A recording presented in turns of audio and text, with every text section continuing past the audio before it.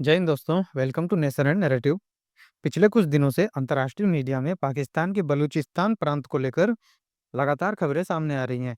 Balochistan liberation army यानी BLA ने operation hero 2 के तहत एक के बाद एक बड़े हमले किए हैं, जिसने पाकिस्तान की सुरक्षा व्यवस्था और सेना दोनों को हिलाकर रख दिया है। इन हमलों की सबसे चौंकाने वाली बात यह है कि इसमें पहली बार महिला फिदायीन हमलावरों का इस्तेमाल किया गया है। आज हम समझने की कोशिश करेंगे कि इन हमलों का असली मतलब क्या है। ऑपरेशन हीरो के तहत बीएलए ने पाकिस्तान की ट्रेन हाईजैक करी थी और पाकिस्तानियों को बंदी बनाया था और बहुत से पाकिस्तानी सोल्जर को मार दिया गया था।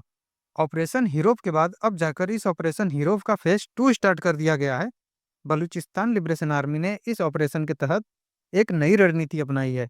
पहली बार बड़े पैमाने पर महिला फिदायीन हमलावरों को मैदान में उतारा गया। आप ये तस्वीरें देख सकते हैं। इन दोनों महिलाओं की तस्वीर बीएलए ने जारी की है। ये वही 2 महिलाएँ हैं जिनको इस अटैक में शामिल किया गया था।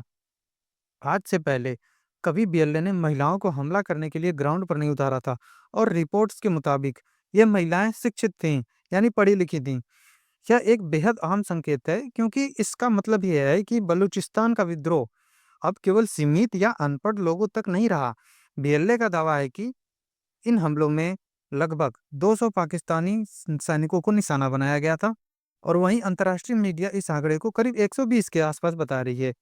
लेकिन असली बात आंकड़ों से ज़्यादा यह है कि ये हमले एक ही जगह नहीं हुए हैं, बल्कि क्वेटा, ग्वादर और मस्तूंग जैसे रणनीतिक रूप से अहम इलाकों में हुए हैं और एक साथ किए गए हैं।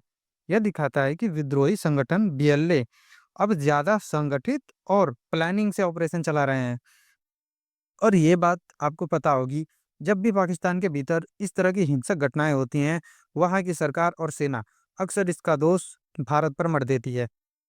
इस बार भी पाकिस्तान ने बिना किसी ठोस सबूत के भारत पर आरोप लगाए, लेकिन इस बार भारत सरकार का जवाब काफी स्पष्ट और सख्त रहा। भारत ने इन आरोपों को पूरी तरह खारिज करते हुए कहा कि पाकिस्तान को बेबुनियादी आरोप लगाने के बजाय अपने ही लोगों की लंबे समय से चली आ रही जायज मांगों पर ध्यान देना चाहिए। यह सिर्फ बयान एक जवाब नहीं था, बल्कि यह भारत के बदलते कूटनीतिक रुख को भी दिखाता है, जहां अब चीजों को सीधे और साफ शब्दों में कहा जा रहा है। अब सवाल यह उठता है कि बलूचिस्तान का मुद्दा इतना बड़ा क्यों बन गया है। सबसे पहले भौगोलिक और संसाधन महत्व। बलूचिस्तान पाकिस्तान के कुल भूभाग का लगभग 44% हिस्सा है और यहाँ प्राकृतिक गैस और खनिज संसाधन वेरियस प्रकार के मिनरल्स बड़ी मात्रा में मौजूद हैं, जिसको पाकिस्तान चाइना को बेचता है। और दूसरा बड़ा कारण है चाइना की मौजूदगी। चीन का महत्वाकांक्षी प्रोजेक्ट सीपीईसी यानी चीन पाकिस्तान आर्थिक गलियारा इसी क्षेत्र से होकर गुजरता है। हालिया हमलों के बाद चीन ने ग्वादर पोर्ट पर अपने ग्राउंड ऑपरेशन रोक दिए हैं और अपने नागरिकों को कारीगरों को वहां से हटाया है। यह पाकिस्तान की अर्थव्यवस्था और विदेशी निवेश के लिए एक बड़ा झटका माना जा रहा है।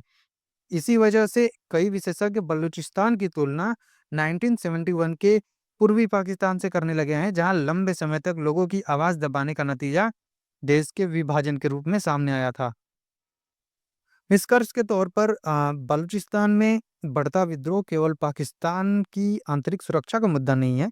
इसका असर पूरे दक्षिण एशिया की स्थिरता, क्षेत्रीय राजनीति और वैश्विक निवेशों पर भी पड़ सकता है। क्या आने वाले समय में इस संकट का कोई बड़ा मोड़ देखने को मिलेगा? क्या इतिहास खुद को दोहराएगा? इन सवालों के जवाब आने वाला वक्त देगा। आप इस पूरे घटनाक्रम को कैसे देखते हैं? अपनी राय कमेंट सेक्शन में जरूर साझा करें और ऐसे ही जियो पॉलिटिक्स से संबंधित वीडियो इस चैनल पर आती रहेंगी, तो चैनल को सब्सक्राइब जरूर करें।